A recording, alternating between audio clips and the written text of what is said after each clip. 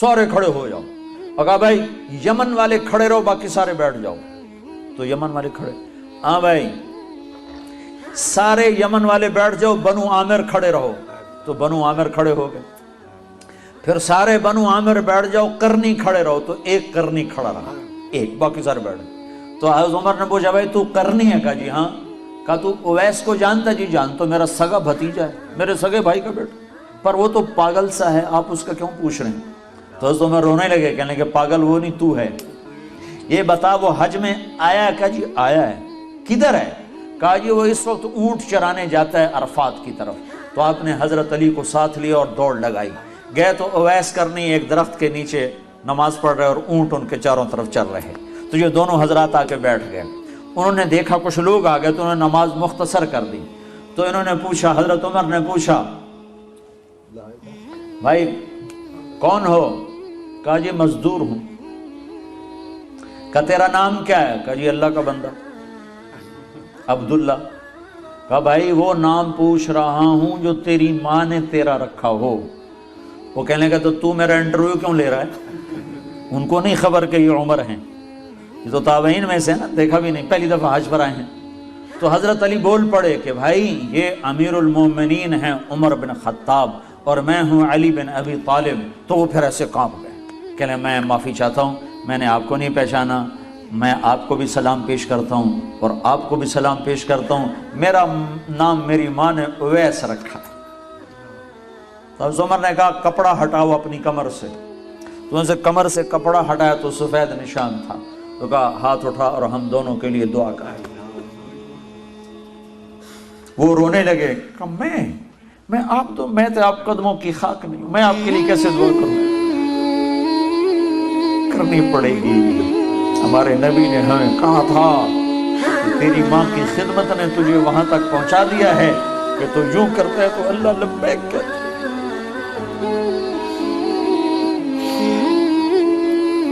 صرف نماز روزے کا نام اسلام نہیں ہے، اور بھی دکھ ہیں زمانے میں محبت کی سوا، راحتیں اور بھی ہیں وصل کی راحت کی سوا. اخلاق کا بہت بڑا باب ہے جس کو امت نے بھلا کے رکھ دیا. انسانی حقوق تو پائمال ہو گئے، تباہ ہو گئے. تو حضرت عمر نے دعا کروائی، پھر انہوں نے ہاتھ اٹھائے اور دعا کی ان کے لیے. ماں ہے، ہر روح میں عورت معزز اور محترم ہے. میں سن 2000 میں حضرت آمنہ کی قبر کی زیارت کے لیے گیا تھا. میں نے ڈھونڈا قبر کو مبارک کو. بہت سی چیزیں ایسی ہیں جسے آپ کتاب سے نہیں سمجھ سکتے جب تک موقع پہ نہ ہو. تو اس لیے میں سفر کرتا ہوں. بدر کے لیے میں نے کتنے سفر کیے وہ جگہ صرف دیکھنے کے لیے کہ انتم بالعدوۃ الدنیا وهم بالعدوۃ القصوى والركب اسفل منكم لو تواعدتم لاختلفتم في الميعاد.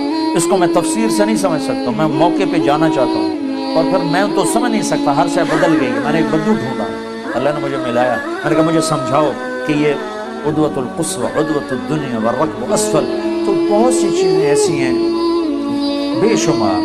کتاب تو اتنا سا دیتی ہے، اتنا سا سفر کرنا پڑتا ہے. تو میں نے سیرت کی کتاب میں یہ دلدوز دل خراش واقعہ پڑھا کہ میرے نبی 6 سال کی عمر کے تھے جب ماں نے جان دے دی. 25 سال کی عین بھرپور جوانی میں میرا ابوا کے پہاڑوں میں جان دے دی. اور قافلہ کے آتا 3 افراد، ایک میرا نبی، ایک ام ایمن، ایک والدہ ماجدہ. یہ 3 افراد ہیں اور چوتھا آدمی مرد کوئی نہیں ہے. تو میں وہ جگہ دیکھنا چاہتا تھا. تو سن 2000 میں عمرے سے فارغ ہو کر ایک عرب دوست سے میں نے کہا مجھے کوئی جیپ دو جو پہاڑوں کے اندر جا سکے. تو اس نے مجھے ایک ٹرک جیسی جیپ دے دی. میں ابوا پہنچا تو وہاں لوگوں سے بات کی، پاکستانی ملے، ان سے کہا بھی کوئی ہمیں لے چلو ادھر قبر پر. تو انہوں نے کہا جی ادھر جو جاتا ہے اس کو پولیس پکڑ لیتی، تو ہم معذرت خواہ ہیں، ہم نہیں جا سکتے. تو میں بڑا مایوس ہوا تو واپسی کر لی. پھر پیٹرول پمپ پہ پھر میں نے گاڑی کھڑی کروا دی، پھر کھڑے ہو گئے. پھر میں نے دعا مانگی، یا اللہ میں نے بڑا سفر کیا ہے، مجھے پہنچا دے وہاں تک. تو تو ایک گاڑی پیٹرول ڈلوانے آ کر پیٹرول پمپ پہ روکی. تو میں نے جیسے ڈوبتے کو تنکے کا سہارا، میں نے ایک ساتھی سے کہا اس سے بھلا پتہ کرو. تو وہ اس کے پاس جا کر کہتا ہے بھائی آپ کو حضرت آمنہ کی قبر معلوم ہے؟ کہا جی معلوم ہے. آپ ہمیں لے جا سکتے ہیں؟ کہا نہیں، ادھر پولیس پکڑ. آپ کہاں سے آئے ہیں؟ کہا جی ہم پاکستان سے ہیں. اچھا تمہارا نام کیا ہے؟ کہا جی سلمان. یہ افضل. وہ میں گاڑی میں بیٹھا تھا، وہ اس کا کیا نام ہے؟ ابھی اللہ کا بھی نظام چلا رہا ہے. کہنے لگا وہ اس کا نام طارق جمیل. وہ کہا ایسے طارق جمیل وہ جس کی کیسٹیں چلتی ہیں وہ ہے؟ ہاں یہ وہی ہے. اچھا اس کی کیسٹ تو میں ابھی اپنی گاڑی میں سن رہا ہوں. میں تمہیں لے چلتا ہوں. انہیں گاڑی وہاں لاک کی اور ہمارے ساتھ بیٹھ گیا. کو 5 کلومیٹر ہم سڑک پہ چلے، پھر اندر اترے اور 5 کلومیٹر اندر 5-10 مجھے یاد نہیں ہے. ایک تو منزل کو پانے کی شوق میں راستوں کا خبر نہیں تھی، دوسرے راستے تھے ہی کوئی نہیں. پہاڑوں کے اندر ادھر ادھر ادھر ادھر پتھروں سے ٹکر، جھاڑیوں میں پھنسے، الجھتے الجھتے الجھتے تھوڑی سی کھلی جگہ آئی، وہاں اس نے گاڑی روکی. پھر ہمیں لے کے پیدل چلا، پھر ایک پہاڑ پہ چڑھا. اس پہاڑ کے اوپر قدرتی ایک فرش بنا ہوا تھا، وہاں میرے نبی کی ماں سو رہی تھی. جنگل جنگل ویران سنسان. 1400 سال پہلے وہاں کیا حال ہوگا؟ 2000 سن میں وہاں حال ایسا تھا کہ میں دور دور تک انسان دیکھ رہا تھا، مجھے نظر کو نہیں آیا. پہاڑ کالے، سورج ڈوبنے کو تھا، تو ادھر افق پہ اندھیرا، ادھر پہاڑوں کی سیاہی، ادھر واقعہ سوگوار. میں نے بڑے بڑے سفر کے، میں بیت اللہ کے اندر 2 دفعہ داخل ہوا، لیکن میری وہ کیفیت نہیں بنی جو حضرت آمنہ کی قبر پہ میری جا سکتی. ہائے ہائے کاش تم دیکھو جا کے. تمہیں اوسلو کی وادیوں میں کیا خبر، تمہارے نبی نے کیا کیا دکھ دیکھے. 6 برس کا بچہ اور ماں نے بازی ہار دی. ہارٹ اٹیک ہوا، غالباً ہارٹ اٹیک ہوا، پتہ نہیں کیا ہوا، بچوں کی اچانک موت تھی. تو ہارٹ اٹیک ہی سمجھ میں آتا ہے کہ بولا نہیں جا رہا تھا. مجھے ہوا اٹیک مارچ میں، مجھے معلوم ہے کہ وہ کیا کیفیت تھی. وہی کیفیت کتابوں میں حضرت آمنہ کی لکھی ہوئی ہے. تو اس لیے میں اپنی طرف سے اس قیاس کر کے نتیجے پر پہنچاؤں کہ غالباً ہارٹ اٹیک تھا، کہ آپ سے بولا نہیں جا رہا. مجھ سے بھی بولا نہیں جا رہا تھا، بالکل درد کی شدت نے میری زبان بند کر دی تھی. تو وہ حضرت آمنہ پر درد کی شدت تھی، بولا نہیں جا رہا تھا. اور میرے نبی کہتے اماں اماں، آگے جواب نہیں آ رہا. پھر آخر حضرت آمنہ نے آخری بار سارا زور جمع کر کے فرمایا بیٹا میری موت کا وقت آ چکا ہے. ہر زندہ نے مرنا ہے، ہر نئے نے پرانا ہونا ہے، لیکن ایک دن آئے گا تو عالم کو روشن کرے گا. اور آنکھیں بند ہو گئی. 25 برس کی عمر میں تو شادی ہوتی ہیں، یہاں 25 برس میں کہانی ختم ہو گئی. دی اینڈ ہو گیا. وہاں سے 10 میل دور ہے بستی. پتہ نہیں کس نے آ کے قبر بنائی، پتھر جمع کیے کھود کے یا اوپر، اللہ ہی جانتا ہے. 14 صدی پہلے میں کسی کتاب میں نہیں دیکھ سکا کہ کون لوگوں نے آ کر وہ قبر، کن لوگوں نے آ کر وہ قبر بنائی. لیکن جب قبر بننے کے بعد نیچے اترے ہیں تو حضرت ام ایمن نے دیکھا تو اللہ کے نبی غائب تھے، وہ نہیں تھے. تو انہیں ادھر ادھر دیکھا، لوگوں کے اندر آپ نہیں ہیں. تو انہیں پیچھے مڑ کے دیکھا تو اوپر سے رونے کی آواز آ رہی تھی. تو ام ایمن پیچھے گئی ہیں تو اللہ کے نبی ماں کی قبر پر یوں لیٹے ہوئے تھے اور قبر کو یوں جپھا مارا ہوا تھا. اور جب وہ قریب گئی ہیں تو سنا تو آپ کہہ رہے تھے میری ماں تجھے معلوم ہے نا تیرے سوا میرا کوئی نہیں. ہائے ہائے واہ یا رسول اللہ. باپ تو دیکھا ہی نہیں. 6 سال کی عمر میں ماں بھی اٹھ گئی. کہا ماں تجھے معلوم تھا نا تیرے سوا میرا کوئی نہ تھا، تو مجھے چھوڑ کے کیوں چلی؟ میں تیرے بغیر مکے نہیں جاؤں گا، میں تیرے ساتھ جاؤں گا. یہ ماں سے باتیں ہو رہی اور نہیں پتا کہ یہاں بس مک گئی گا کہاں. تو میں ایمن نے پکڑا، کہا میرے بیٹے اٹھو. کہا نہیں ماں یہ بھی ماں ہے، انہوں نے بھی دودھ پلایا. میرے نبی کو 8 عورتوں نے دودھ پلایا ہے، ان میں ایک ام ایمن بھی. کہا نہیں اماں مجھے چھوڑ دو، میں اپنی ماں کے بغیر نہیں جاؤں گا. زبردستی کھینچا ہے لیکن میں نے یہ قصہ ہزاروں دفعہ سنا ہے، ہزاروں دفعہ، اور میں ہر دفعہ روتا ہوں. ورنہ آدمی 2-4 دفعہ سنا کے آنسو خشک ہو جاتے ہیں، لیکن میرے ہر دفعہ آنسو تازہ ہو جاتے ہیں. میں نے پڑھا نہیں، میں نے وہ جگہ دیکھی ہے، میں نے سفر کیا، میں اس کی وحشت سمجھتا ہوں کہ وہ کیا دکھ بری گھاٹی تھی جو وہاں میرے نبی پر آئی. اور جب آپ نے حج کا سفر کیا کتنے سال گزر چکے؟ 56 سال گزر چکے ہیں۔ 56 سال کے بعد آپ نے حج کا سفر کیا ہے، تقریباً 57 سال 63 سال کی عمر میں حج ہو رہا ہے، حج کے بعد انتقال ہو رہا ہے، 6 برس کی عمر تھی، 57 سال گزر چکے ہیں، اور آپ نے ابوا کے راستے سے مدینے سے مکے کا سفر کیا، اور جب ماں کی قبر کے پاس پہنچے تو خیمے لگنے تھے ابوا کے آگے جا کر وادی میں، شہر میں، لیکن آپ نے ابوا کی بجائے ماں کی قبر پر کہا ادھر ہی خیمے لگا دو۔ 60-70 ہزار کا مجمع تھا، اور سب کے خیمے لگا کر پھر آپ اپنی ماں کی قبر کے سرانے تشریف لائے، اور یوں بچوں کی طرح گھٹنے اٹھا کے ہاتھ یہاں رکھ کے اور سر گھٹنوں میں دے کے ایسے چھوٹے بچے کی طرح روئے، جیسے چھوٹا معصوم بچہ نہیں روتا، یوں گھٹنوں میں سر دے کے ہوں ہوں کر کے آپ کے رونے کی آواز دور تک آ رہی تھی۔ اپنی ماں کا غم 57 سال کے بعد بھی تازہ ہے۔ وہ فریب خوردہ شاہی جو پلا ہو کر رسوں میں، اسے کیا خبر کہ کیا ہے رہو رسم شاہ بازی، جو اوصلوں میں پلا ہو اسے کیا خبر دین کیا ہے، ماں کیا ہے، باپ کیا ہے، محبت کیا ہے۔ تو میں آپ بھائیوں کے سامنے ہاتھ جوڑتا ہوں، توبہ کرو، اللہ کی طرف رجوع کرو۔ کتنے ہمارے ملک پہ فتنے آ رہے ہیں، کبھی حکمرانوں کے فتنے، کبھی آپس کے فتنے، کبھی آسمان کے فتنے، دروازے کھلے ہوئے ہیں۔ یہ توبہ ہی ایک حل ہے جس سے یہ دروازے بند ہو سکتے ہیں۔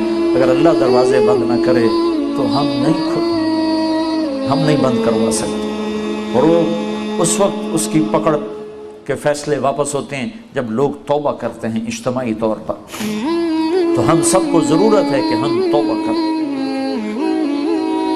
نیت کرتے ہو توبہ کی؟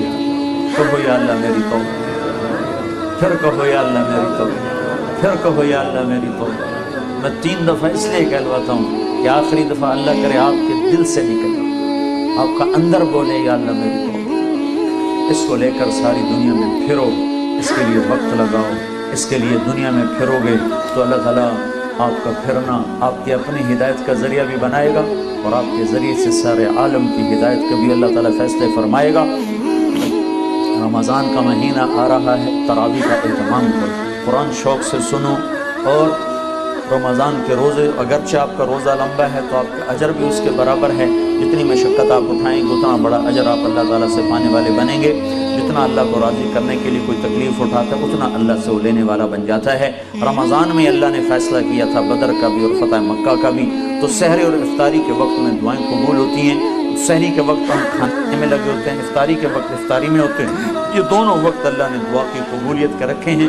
ویسے تو رمضان کے سارے اوقات، سارے ایام، دن رات قبولیت کے ہیں، لیکن خاص طور پر 2 وقت انتہائی قبولیت کے ہیں، ایک سحری کا وقت اور ایک افطاری کا وقت۔ تو 5 منٹ اللہ سے دعا کر لیا کرو، سحری میں بھی 2 نفل پڑھ کے اللہ سے دعا کر لیا کرو، مانگ لیا کرو، 5 منٹ مانگو، 10 منٹ افطاری میں مانگو، اور سارے عالم کے لیے، اپنے لیے، انسانیت کے لیے ہدایت مانگو، دنوں کا بدلنا مانگو، دنیا بھی مانگو، آخرت بھی مانگو، یہ جہان بھی مانگو، وہ جہان بھی مانگو۔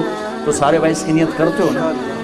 جب چھٹیاں ہوں تو 4 مہینے تبلیغ میں پھرو، 40 دن کے لیے یہاں اندرون ملک پھرو، 4 مہینے کے لیے ہندوستان والے ہندوستان جاؤ، پاکستان والے پاکستان جاؤ، اور یہاں مقامی طور پر ہر ویکینڈ 3 دن کے لیے اللہ کے راستے میں پھرو۔ کہ یہ پھرنا تربیت کا ایک پہلو ہے، اس کے بغیر تربیت نہیں ہوتی، اس کے بغیر سیکھنے کے مرحلے سے انسان نہیں گزرتا۔ سیکھو گے تو اللہ تمہیں سکھائے گا، سیکھو گے تو اللہ تمہارے لیے راستے کھولے گا، سیکھنے کی نیت کرو گے تو اللہ تمہیں وہاں سے علم دے گا جہاں سے تمہارا وہم و گمان بھی نہیں ہے۔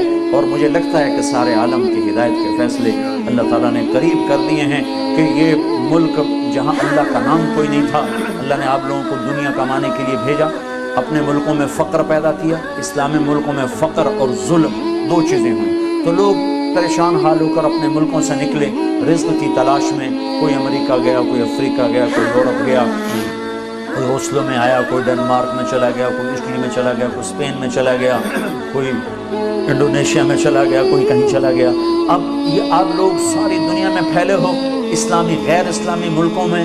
میں ادھر آلٹا میں گیا تو وہاں ماشاءاللہ اتنی جتنا یہ آپ کا پلر ہے اس سے ادھر اور یہاں سے لے کر وہاں تک اتنی لمبی مسجد، کوئی 100 آدمیوں کے نماز کی گنجائش کی مسجد آلٹا میں بنی ہوئی ہے۔ اس سے اگلا شہر جہاں وہ آخری وہ اس کا جو نارتھ کیپ بنا ہوا ہے اس میں چھوٹا سا شہر ہے، وہاں گیا تو وہاں بھی مجھے صومالیین ملے اللہ کے فضل سے، ان کا ہم 15 کے قریب مسلمان یہاں موجود ہیں، اور نمازیں زندہ ہیں، ذکر زندہ ہے، تلاوت زندہ ہے۔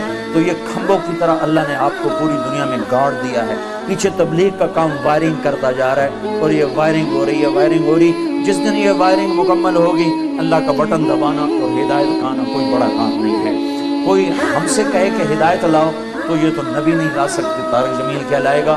ہم یہ کہہ رہے ہیں اللہ ہدایت دے گا۔ اللہ جب ہوا چلائے گا تو پھر ایسے چلے گی کہ جیسے موسم بدلتے ہیں ایسی دلوں کی دنیا بدلتی چلی جائے گی، اور ہدایت کی ہوا چلتی چلی جائے گی، اور دل بدلتے چلے جائیں گے۔ آپس میں الفت و محبت سے رہنا سیکھو، درگزر کرنا سیکھو، تو انشاءاللہ اس کی سارے بھائی نیت کرتے ہو نا؟ درود شریف پڑھو۔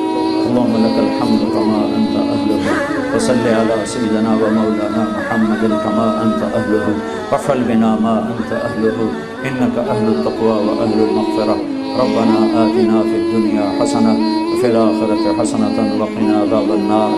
یا اللہ ہم تیرے ضعیف کمزور بندے ہیں، اور یا اللہ ہم تیرے دربار میں توبہ کی ہے، تو ہماری توبہ قبول فرما لے۔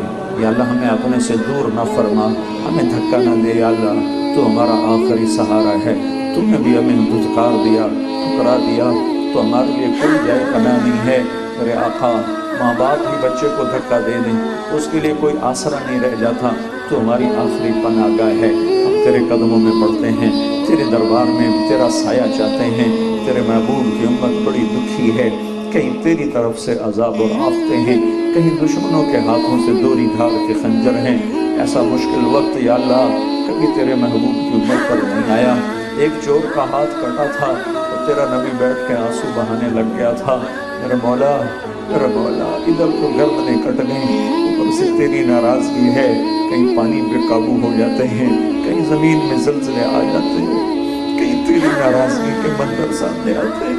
اے میرے آقا ہمیں پتہ ہے تو ہم سے روٹھا ہوا ہے، تو نے ہمیں روکا ہم کوئی نہ رکے، تو نے ہمیں بلایا ہم کوئی نہ آئے، تو نے ہمیں سنایا ہم نے کوئی نہ سنا، تو نے سمجھاتا رہا ہم نے کوئی نہ سمجھا۔ ہم تیری راہوں کو چھوڑ کر شیطان کی راہوں پہ چلے، اپنے نفس کے غلام بنے، ہم رسوا ہو گئے۔ اے کریم آقا یہ تو پانیوں کے سیلاب ہے، تو ہم سب کو پتھر مار مار کے ہلاک کر دے، تو ہمیں بندر اور خنزیر بنا دے، تو ہمیں آگ میں جلا دے، تو بھی تجھے حق حاصل ہے کہ ہم نے تیری نہیں مانی، نفس و شیطان کے مان کر چلے۔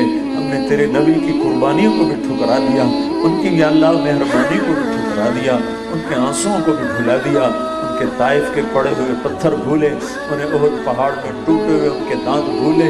اے کریم مولا تیری طرف سے یہ تنبیہ ہیں، تیری طرف سے یہ ٹھوکریں حق ہیں اور یا اللہ ہم بڑے کمزور ہیں، مہربانی کر دے۔ تجھے پتہ ہے نا تیرا نبی بہت روتا تھا اور کہتا تھا یا اللہ میری امت، یا اللہ میری امت۔ اسے یا اللہ اپنی امت کی دنیا کا بھی درد تھا اور آخرت کا بھی درد تھا۔ تیرے نبی کا فرمان پہنچائے یا اللہ کہ تیرا نبی نماز مختصر کر دیتا تھا بچے کا رونا سن کر۔ یا اللہ ہمارے تو بچے پانیوں میں بہہ گئے، یا اللہ کتنوں کے لال پانیوں میں بہہ گئے، کتنوں کی مائیں پانیوں میں بہہ گئی، کتنوں کا ساز و سامان بہہ گیا۔ لاکھوں تیرے محبوب کی امت کے لوگ گھر سے بے گھر در سے بے در، ہمیں پتہ ہے تو ہم سے روٹھا ہوا ہے، تو ہم سے ناراض ہے۔ پانی تیری بات، ہوائیں تیری بات، زمین تیری ہے، آسمان تیرا ہے۔ یہاں وہ ہوتا ہے جو تو چاہتا ہے، وہ نہیں ہوتا جو تو نہیں چاہتا۔ ہم گناہگار ہیں، قصوروار ہیں، معافی مانگتے ہیں، ہمیں معاف کر۔ نہیں معاف کرنا جلدی کر دے یا اللہ، تو ہمیں معاف کر دے یا اللہ، درگزر فرما دے یا اللہ، اپنے عذاب کے فیصلے واپس لے لے یا اللہ۔ آج تیرا نبی ہوتا تو کتنا روتا یا اللہ، آج تیرا نبی ہوتا تو کتنے آنسو بہاتا یا اللہ، اسے کتنا دکھ ہوتا یا اللہ۔ تجھے معلوم ہے اسے اپنی امت سے کتنا پیار تھا، کتنا عشق تھا، وہ اتنا رویا کہ تو نے کہا فَلَا تَذْهَبْ نَفْسُكَ عَلَيْهِمْ حَسَرَاتٍ، میرے نبی اتنا نہ رو کہ تیری اپنی جان چلی جائے۔ یا اللہ آج وہی امت مصیبتوں میں ہے، تباہیوں میں ہے، ہلاکتوں میں ہے، تیرا فرمان حق اور سچ ہے، وَأَصَابَكُم مُّصِيبَةٌ فَبِمَا كَسَبَتْ أَيْدِيكُم، یہ ہمارے اپنے گناہوں کی سزا ہے، پر ہم آج معافی مانگتے ہیں، ہمیں معاف کر دے۔ یہ رمضان کا مہینہ آ رہا ہے، اسے تو خیر کا مہینہ بنا دے، اسے تو فتوحات کا مہینہ بنا دے، اسلام کی عزت کا مہینہ بنا دے، اسلام کی بلندی کا مہینہ بنا دے، اسلام کی سرفرازی کا مہینہ بنا دے، دین کے پھیلنے کا مہینہ بنا دے۔ بدر والا معاملہ زندہ کر دے یا اللہ، فتح مکہ والا معاملہ زندہ کر دے۔ اے کریم آقا، سارے عالم میں تیرے محبوب کی امت مصیبتوں میں گرفتار ہے، پریشانیوں میں گرفتار ہے۔ اے کریم آقا، تو مہربانی کر دے یا اللہ، ہدایت کی ہوا چلا دے یا اللہ، ہم اولاد کی طرف سے پریشان، اولادیں باغی، میاں بیوی میں ناچاکیاں، زندگی میں بے برکتیاں، کاروبار میں بے برکتیاں، اوپر سے تیری ناراضگیاں، اوپر سے دین سے دوری، اوپر سے غیروں کی کاٹ۔ اے کریم آقا، ہم تو تباہ ہو گئے، برباد ہو گئے، تجھے اپنا حال سناتے ہیں، تجھے کھل کے سناتے ہیں۔ ہم مخلوق کے آگے ہاتھ کبھی نہیں پھیلایا، مخلوق کو کبھی اپنا حال نہیں سنا، تجھے سناتے ہیں یا اللہ، تو سن لینا یا اللہ، تو سن لینا یا اللہ، اور تو آجا میرے اللہ، تو کہہ دے میں آ رہا ہوں کہ تیرے آنے سے یہ دکھ درد دور ہوں گے، تیرا ارادہ ہوگا تو یہ فضل کے فیصلے ہوں گے، تو ارادہ نہ کرے تو ہمارے پاس کوئی طاقت نہیں، تجھ سے کون ٹکر دے سکتا ہے، تجھ سے کون لڑ سکتا ہے۔ ہم گناہگار ہیں، قصوروار ہیں، کمزور ہیں، مانتے ہیں یا اللہ، تیرے ہر حکم کو توڑا، تیرے نبی کے ہر طریقے کو توڑا، لیکن یا اللہ آج ہم توبہ کرتے ہیں۔ یہ دیار غیر میں تو نے فضل فرمایا، ایسی مسجدیں بنائیں، ایسے ادارے بنائے، اس میں ہمیں جمع ہونے کی توفیق بخشی۔ یا اللہ، یہ تیری طرف سے نشانی تو ہے کہ تیری طرف سے ہدایت کا فیصلہ ہونے کو ہے، پر اے کریم مولا، تو جلدی کر دے یہ فیصلہ، ہمیں اپنی آنکھوں سے دکھا دے۔ ان گناہگار آنکھوں نے تیرے دین کو مٹتے دیکھا ہے، ان آنکھوں سے اپنے دین کا زندہ ہونا دکھا دے۔ دین والوں کو دکھ میں دیکھا ہے، دین والوں کی خوشیاں دکھا دے۔ یا اللہ، تو پورے عالم کے لیے ہدایت کا فیصلہ فرما دے۔ یہ سارے کالے اور گورے تیری مخلوق ہیں، تیرا کنبہ ہیں یا اللہ، یہ آج تک ایمان سے یا اللہ محروم ہے، یہ دھرتی محروم ہے یا اللہ، تو ہوا چلا دے کہ ان کے دلوں کا رخ تیری طرف پھر جائے، اور ان دھرتیوں میں بھی تکبیر کی سزائیں زندہ ہو جائیں، کلمہ گونجنے لگے۔ ہر نوجوان کو چلتا پھرتا محمدی بنا دے، ہر عورت کو چلتی پھرتی اپنے اماں خدیجہ کا نمونہ بنا دے۔ ہماری عورتوں کو حضرت خدیجہ کا طریقہ دے، حضرت فاطمہ، حضرت بی بی عائشہ کا طریقہ دے۔ ہمیں اپنے محبوب کی زندگی عطا فرما، ہمیں چلتے پھرتے محمدی بنا دے، ہماری آپس کی نفرتیں مٹا دے، عداوتیں مٹا دے، رنجشیں مٹا دے۔ یا اللہ، ہماری دنیا بھی بابرکت کر دے، ہماری آخرت بھی بابرکت کر دے۔ جو ہم میں ایمان پہ چلے گئے ان کے درجے بلند فرما، جب ہم جانے لگے تو ہمیں دھتکار نہ دینا کہ کلمہ ہم سے واپس نہ لے لینا۔ یہ ہماری ذاتی برات تو نے اپنے فضل سے عطا فرمایا ہے، تو چاہے تو زندگی میں واپس لے لے اور چاہے تو مرتے ہوئے واپس لے، ہمارا کوئی زور نہیں، ہمارا کوئی بس نہیں۔ بڑے بڑے لوگ مرتے ہوئے کلمہ نہ پڑھ سکے، اے کریم آقا، جب ہمارے جانے کا وقت ہے تو اسی شہادت کے کلمے پر ہمارا اختتام ہو، اسی پر ہمارا خاتمہ ہو، کہ ہم پوری دنیا کو تیری توحید رسالت، تیرے حبیب کی رسالت پر، تیری توحید پر گواہ بنا کے جا رہے ہوں۔ ہمیں ایسی پاکیزہ موت عطا فرما، قبر کو ہمارے لیے جنت کا باغ بنا۔ اس کے اندھیروں سے بڑا ڈر لگتا ہے، اسے یاد کر، اس کی وحشتوں سے بڑی گھبراہٹ ہوتی ہے، تیرے زمین جانے سے بڑا خوف آتا ہے یا اللہ، پر جس کے لیے تو جنت کا باغ بنا دے، اس کے لیے تو قبر بہترین محل بن جاتا ہے، تو ہماری قبروں کو جنت کا باغ بنا دے۔ اور یا اللہ، جب حشر کے میدان میں تو آئے گا، تیری جنت آئے گی، تیری دوزخ آئے گی، اچھے بھی آئیں گے، برے بھی آئیں گے، تیرے فرشتے بھی آئیں گے، پھر تو ایک اعلان کرے گا، ممتاز الیوم ایھا المجرمون، آج مجرموں کو الگ کر دیا جائے گا۔ تو یا اللہ، ہمیں پکڑ نہ لینا، ہمیں مجرموں میں کھڑا نہ کر دینا، ہمیں ہتھکڑیاں بیڑیاں نہ لگا دینا، ہم سے درگزر کر دینا، درگزر کر دینا یا اللہ، درگزر کر دینا۔ اپنے محبوب کے آنسوؤں کے طفیل، اس کی دعاؤں کے طفیل، اس کی آہوں سسکیوں کے طفیل، ہمیں اپنے نیک بندوں کے پیچھے جگہ دینا۔ ہمیں آخرت کی پکڑ سے بچا، محشر کے دن کی سختی گرمی سے بچا، جہنم کی آگ سے بچا، پل صراط کی تنگی سے بچا، اس کو روشن شاہراہ بنا دے، اپنے حبیب کا جنت میں ساتھ عطا فرما۔ یہ اتنے بھائی بہن مستورات مرد عورت تشریف لائیں، ان سب کو جزائے خیر عطا فرما۔ جنہوں نے ہمارا اکرام کیا، اپنی مسجد کو کھولا، تو ان کو اس کی جزائے خیر عطا فرما، انہیں قدم قدم کامیابیاں نصرتیں عطا فرما۔ قدم قدم تائید غیبی شامل حال فرما، ضرورتوں کو غیب سے پورا فرما۔ اور یا اللہ یہ جتنے بھائی بہنوں نے ہاتھ اٹھائے ہوئے ہیں ان کے دلوں میں پتہ نہیں کیا کیا صدائیں دعائیں ہیں، ان کو خیر بنا کر ان کے حق میں تو قبول فرما، اور تمام شرور کو ان سے دور فرما۔ یا اللہ ان سے راضی ہو جا، ان سے راضی ہو جا، ہم سب سے راضی ہو جا۔ ونسألک خیر الدنیا والآخرہ یا ارحم الراحمین، وصلی اللہ تعالی علی النبی الکریم، آمین برحمتک یا ارحم الراحمین۔